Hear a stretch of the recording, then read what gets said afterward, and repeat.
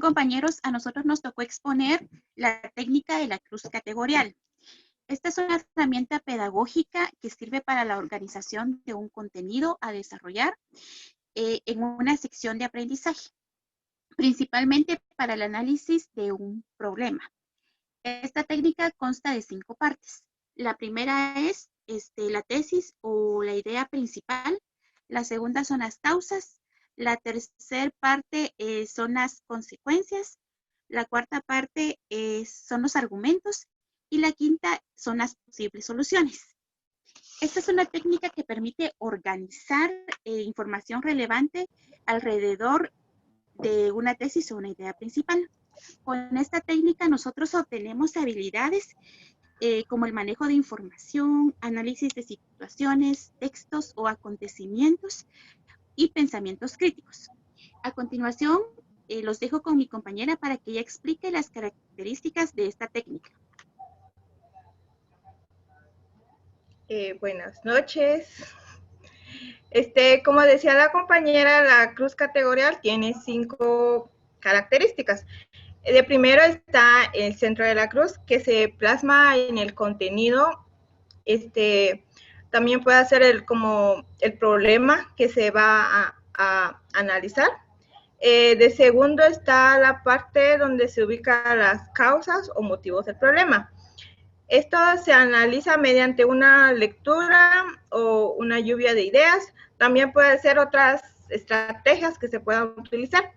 De tercero, se plasma las consecuencias del problema, que es el motivo de estudio. En la cuarta se señala las diferentes acciones o actividades que nos conllevan a la ejecución de la investigación.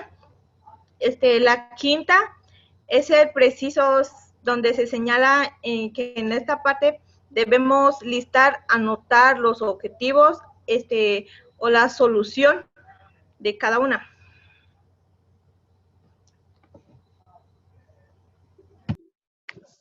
Las ventajas y desventajas de la cruz categorial. Las ventajas serían que nos brindan grandes beneficios y adelantos con la educación. Nos permite el aprendizaje interactivo y la educación a distancia como está ahora. Nos permite la comunicación entre profesores y alumnos. Nos da acceso al flujo de conocimiento e información para empoderar y mejorar la educación de las personas. Las desventajas serían que el aprendizaje es incompleto, hay mala información o la información es falsa. También la información es poca, que no nos ayudarían en el aprendizaje. Los dejo con el siguiente compañero.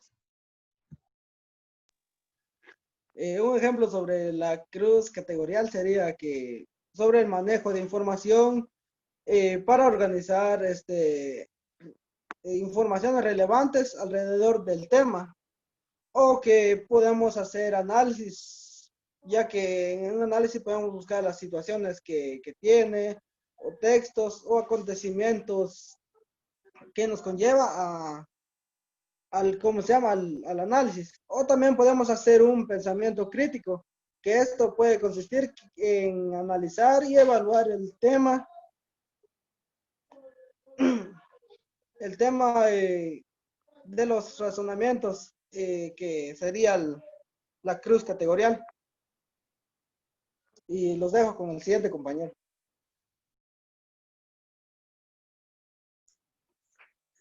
Como bien ya han escuchado lo que en sí es una cruz categorial, entonces una forma de evaluar este proceso en lo que estén los alumnos sería principalmente crear en ellos un hábito de hacer afirmaciones con argumento. Entonces, conociendo las posibles consecuencias y precisando el contexto, es ahí donde podemos adecuar la técnica de evaluación. Entonces, una de ellas se adaptaría muy bien a la escala de rango. Y también está la lista de cotejo, que es la que más utilizan. Entonces, yo tengo unos puntos que se pueden crear, o sea, se pueden, por decirlo, en un punto a calificar sería desarrollo de los temas, de lo sencillo a lo más complejo, puso ejemplo, analogías o anécdotas para facilitar la comprensión del tema. Entonces, eso iría muy bien en una lista de cotejo para marcar sí o no. Y también un ejemplo de la escala de rango, pues ya que había mencionado que hacen afirmaciones con argumento. Entonces, la escala de rango estaría ahí muy bien de calificar si estuvo muy bueno o solo bueno, o debería mejorar el argumento. Entonces, esto sería el propósito de la técnica de evaluación. Y solamente, gracias.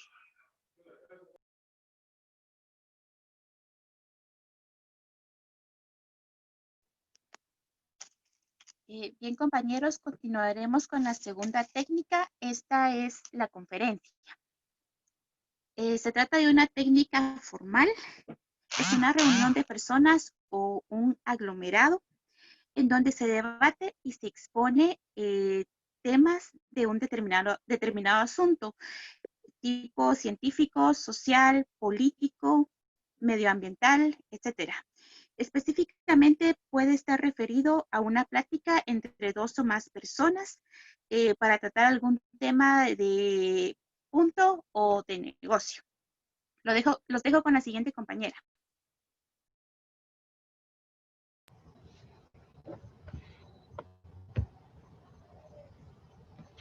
La técnica de la conferencia tiene 4 características.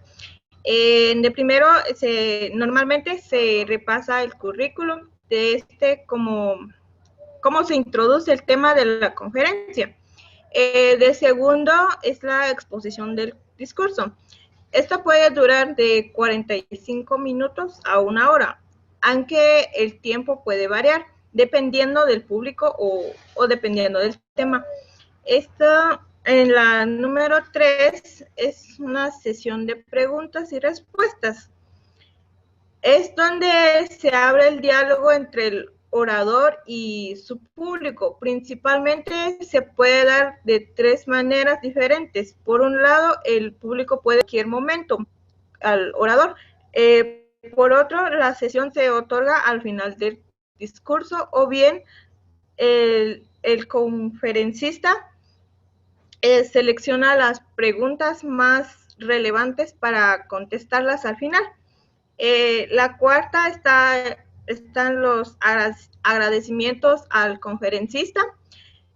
Un moderador cierra de forma oficial la conferencia agradeciendo al orador y a los asistentes por su atención. Estas son las 4 características, las dejo con mi compañera. Las ventajas y desventajas de una conferencia son que las ventajas permiten a una persona adquirir información de su interés de forma rápida y sencilla. También pueden obtener información de primera mano. Ofrecen asesoramientos confiables de mano de los mejores influencers y profesionales. Te permiten mantener al día con las últimas tendencias de ciertas áreas del conocimiento. Generan aprendizaje. Las desventajas de una conferencia son que algunas conferencias son muy cortas, requieren de un periodo de tiempo prolongado. En ocasiones la información no es suficiente y específica. Los dejo con el siguiente compañero. Como bien decían, que una conferencia es una reunión de personas en la cual se discute y propone un determinado tema que puede ser, por ejemplo, político, social, científico, religioso, entre otros. El primer ejemplo que sería este es cuando el presidente de un país o cualquier entidad hace una organización o abre una conferencia para un discurso de bienvenida delante de todo su público. Y solo lo dejo con el siguiente compañero. En este caso, en la conferencia, los evaluadores serían los que estarían presentes en la conferencia, ¿verdad? O sea, varía la redundancia.